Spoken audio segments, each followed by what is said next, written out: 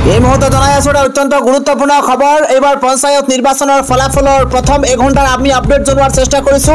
এই মুহূৰ্তত আঞ্চলিক পঞ্চায়তত কপাল ফুলিছে কংগ্ৰেছৰ। দুইখনকৈ আসনত বৃহৎ জয়লাভ সাব্যস্ত কৰিছে কংগ্ৰেছে। পঞ্চায়ত নিৰ্বাচনত কংগ্ৰেছলৈ প্ৰথমটো ভাল খবৰ আহিছে।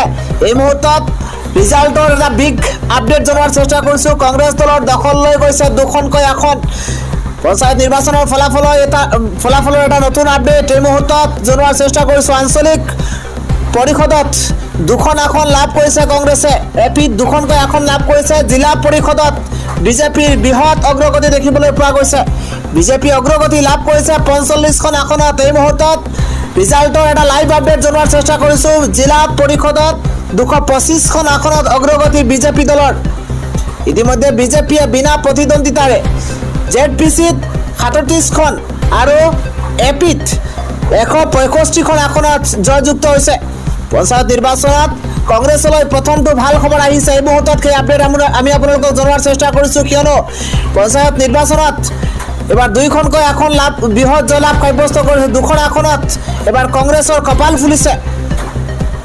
আমি জনাই গৈছোঁ এটা ডাঙৰ খবৰ। কংগ্ৰেছ দলৰ দখল লৈ গৈছে দুখনকৈ আসন। আঞ্চলিক পৰিষদত দুখন আসন লাভ কৰিছে কংগ্ৰেছে।